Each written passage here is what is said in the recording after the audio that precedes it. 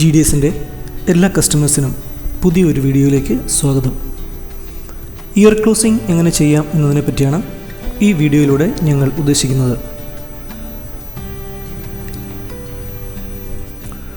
ആദ്യമേ പറയാനുള്ളത്, ഈ വീഡിയോ മുഴുവനും കണ്ടതിന് ശേഷം മാത്രം നിങ്ങൾ ഇയർ ക്ലോസിംഗ് എന്ന പ്രോസസ്സ് ചെയ്യാൻ തുടങ്ങുക.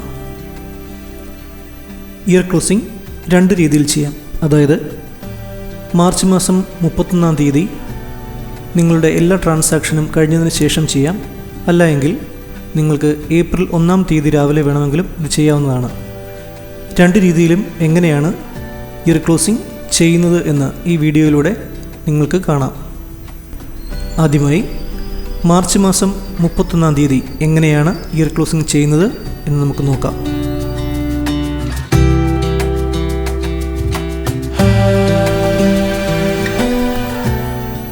മാർച്ച് മാസം 31-ാം തീയതി ഇയർ ക്ലോസിംഗ് ചെയ്യുമ്പോൾ നിങ്ങളുടെ ട്രാൻസാക്ഷൻസ് എല്ലാം തന്നെ കഴിഞ്ഞു എന്ന കാര്യം ഉറപ്പുവരുത്തുക.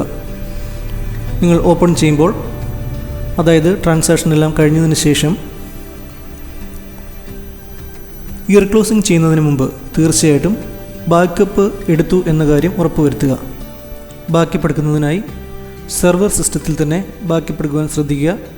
ടൂൾസിൽ നിന്നും ബാക്കപ്പ് ഓപ്ഷൻ എടുത്തതിന് ശേഷം സെർവർ സിസ്റ്റത്തിൽ നിങ്ങൾ ബാക്കപ്പ് നിർബന്ധമായും എടുക്കേണ്ടതാണ്. ഇതിൽ നിന്നും സ്പെഷ്യൽ ബാക്കപ്പോ അല്ലെങ്കിൽ USB ബാക്കപ്പോ എടുക്കേണ്ടതാണ്. ഇയർ ക്ലോസിംഗ് ചെയ്യുന്നതിന് മുമ്പായി ഒന്നിൽ കൂടുതൽ കമ്പ്യൂട്ടർ ഉപയോഗിക്കുന്നവർ മറ്റുള്ള എല്ലാ കമ്പ്യൂട്ടറുകളിലും റെമഡി ക്ലോസ് ചെയ്തതിന് ശേഷം സെർവർ കമ്പ്യൂട്ടറിൽ മാത്രം ഇയർ ക്ലോസിംഗ് ചെയ്യുന്നതിന് ശ്രദ്ധിക്കുക. അതിനായി സെർവർ സിസ്റ്റത്തിൽ ടൂൾസ് ഓപ്ഷനിൽ നിന്നും ഇയർ ക്ലോസിംഗ് സെലക്ട് ചെയ്യുക. ഇതിൽ ആദ്യത്തെ ഓപ്ഷൻ തന്നെ, അതായത് ഇയർ ക്ലോസിംഗ് എന്ന ബട്ടൺ ക്ലിക്ക് ചെയ്യുക. ഈ സമയത്ത് ഇയർ ക്ലോസിംഗ് കൺഫേം ചെയ്യുന്നതിനായി ഒരു വാർണിംഗ് മെസ്സേജ് നിങ്ങൾക്ക് വരുന്നതാണ്. അതിൽ യെസ് എന്ന ഓപ്ഷൻ കൊടുക്കുക. ഈ സമയത്ത് നിങ്ങളുടെ പ്രോഡക്റ്റുകളെല്ലാം തന്നെ നെക്സ്റ്റ് ഇയറിലേക്ക് ട്രാൻസ്ഫർ ആവുന്നതാണ്. പ്രോഡക്റ്റുകളോടൊപ്പം തന്നെ കഴിഞ്ഞ വർഷത്തെ അക്കൗണ്ട് ഡീറ്റെയിൽസും അടുത്ത ഇയറിലേക്ക്, അതായത് 26-27ലേക്ക് ട്രാൻസ്ഫർ ആവുന്നതാണ്. ഈ ട്രാൻസ്ഫറിങ് ചെറിയ ഡേറ്റയുള്ള ഷോപ്പുകളിലാണെങ്കിൽ വളരെ വേഗം നടക്കുന്നതാണ്. ഡേറ്റ സൈസ് കൂടുന്നതനുസരിച്ച് ട്രാൻസ്ഫറിങ്ങിൻ്റെ ടൈമും കൂടുന്നതായിരിക്കും.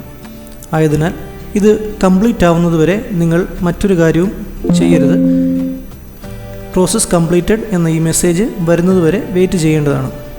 പ്രോസസ്സ് കംപ്ലീറ്റഡ് എന്ന മെസ്സേജ് വന്നതിന് ശേഷം ഇതിലെ OK ബട്ടൺ ക്ലിക്ക് ചെയ്യുക. ഈ സമയത്ത് അക്കൗണ്ടിങ് ഇയർ ക്ലോസ്ഡ് എന്ന് പറഞ്ഞൊരു മെസ്സേജ് വരും. ഇത് നിങ്ങൾക്ക് OK കൊടുക്കാവുന്നതാണ്. ഈ പ്രോസസ്സ് നമ്മൾ മാർച്ച് 31-ാം തീയതി എങ്ങനെ ഇയർ ക്ലോസിംഗ് ചെയ്യാം എന്നതാണ് വിശദീകരിച്ചിരിക്കുന്നത്. അടുത്ത ദിവസം വരുമ്പോൾ നിങ്ങൾക്ക് സാധാരണ രീതിയിൽ തന്നെ നിങ്ങളുടെ ട്രാൻസാക്ഷൻസ് എല്ലാം ഓപ്പൺ ചെയ്യാവുന്നതാണ്. വേറെ ഒന്നും ചെയ്യേണ്ട ആവശ്യമില്ല.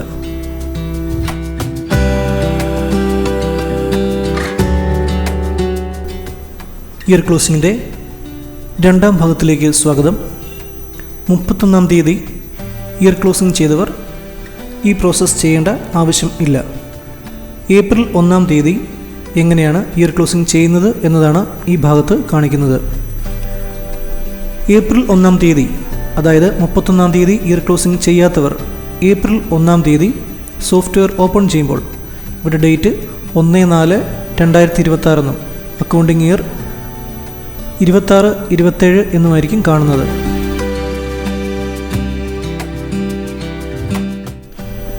ഇയർ ക്ലോസിംഗ് ചെയ്യുമ്പോൾ മുമ്പ് പറഞ്ഞതുപോലെ തന്നെ ബാക്കപ്പ് എടുക്കുവാൻ പ്രത്യേകം ശ്രദ്ധിക്കുക. അതിനുശേഷം മാത്രം ഇയർ ക്ലോസിംഗ് ചെയ്യാൻ തുടങ്ങുക. ഇയർ ക്ലോസിംഗ് ചെയ്യുമ്പോൾ ഒന്നിൽ കൂടുതൽ കമ്പ്യൂട്ടറുകൾ ഉപയോഗിക്കുന്നവർ മറ്റ് സിസ്റ്റങ്ങളിലെല്ലാം സോഫ്റ്റ്വെയർ ക്ലോസ് ചെയ്തതിന് ശേഷം സെർവർ കമ്പ്യൂട്ടറിൽ മാത്രം ഈ പ്രോസസ്സ് ചെയ്യുക. നമുക്കെങ്ങനെ ഇയർ ക്ലോസിംഗ് ചെയ്യാമെന്ന് നോക്കാം. സോഫ്റ്റ്വെയർ ഓപ്പൺ ചെയ്യുമ്പോൾ ഈ വരുന്ന വിൻഡോയിൽ OK ബട്ടൺ ക്ലിക്ക് ചെയ്യുക. OK ബട്ടൺ ക്ലിക്ക് ചെയ്യുമ്പോൾ നിങ്ങളുടെ സിസ്റ്റത്തിൻ്റെ ഡേറ്റ് നേരത്തെ പറഞ്ഞതുപോലെ 1/4 എന്നായിരിക്കും. ഈ വരുന്ന വിൻഡോ, അതായത് പുതിയ അക്കൗണ്ടിങ് ഇയർ ഇല്ല, പുതിയ അക്കൗണ്ടിങ് ഇയർ ക്രിയേറ്റ് ചെയ്യുന്നതിനായി അല്ലെങ്കിൽ പുതിയ അക്കൗണ്ടിങ് ഇയർ ആരംഭിക്കുന്നതിനായി നിങ്ങൾ ഇതിൽ ഓക്കെ എന്ന ബട്ടൺ ക്ലിക്ക് ചെയ്യുക. വീണ്ടും വരുന്ന വിൻഡോയിൽ ഇത് കണ്ടിന്യൂ ചെയ്യുന്നതിനായിട്ട് യെസ് എന്ന ബട്ടൺ ക്ലിക്ക് ചെയ്യുക. ഈ സമയത്ത് നിങ്ങൾക്ക് അക്കൗണ്ടിംഗ് ഇയർ ക്ലോസ് ചെയ്യുന്ന സമയത്ത് ട്രാൻസാക്ഷൻ നടക്കുമ്പോൾ മറ്റൊന്നും ചെയ്യരുത് എന്നുള്ളൊരു വാർണിംഗ് മെസ്സേജ് വരും. അതിനും ഓക്കെ കൊടുക്കുക. ഈ സമയത്ത് പ്രോഡക്റ്റുകളും അക്കൗണ്ട് ഡീറ്റെയിൽസുകളുമെല്ലാം കഴിഞ്ഞ ഇയറിൽ നിന്നും പുതിയ ഇയറിലേക്ക് ട്രാൻസ്ഫർ ആവുന്നതാണ്. ഈ സമയത്ത് ഈ ട്രാൻസാക്ഷൻ അല്ലെങ്കിൽ ഈ പ്രോസസ്സ് നടക്കുന്നത് വരെ, ഇത് കംപ്ലീറ്റ് ആവുന്നത് വരെ നിങ്ങൾ വെയിറ്റ് ചെയ്യേണ്ടതാണ്. മറ്റൊരു പ്രോസസ്സും ചെയ്യുവാൻ പാടുള്ളതല്ല. ഈ പ്രോസസ്സ് കംപ്ലീറ്റ് ആയി കഴിയുമ്പോൾ പ്രോസസ്സ് കംപ്ലീറ്റഡ് എന്ന ഒരു മെസ്സേജ് നിങ്ങൾ കാണുന്നതാണ്.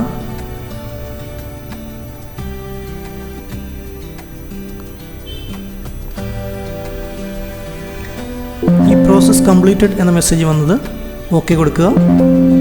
ഈ സമയത്ത് സോഫ്റ്റ്വെയറിൽ നിന്നും എക്സിറ്റ് ആവുന്നതിനായിട്ടുള്ള ഒരു മെസ്സേജ് വരും. അതിനും യെസ് കൊടുക്കുക.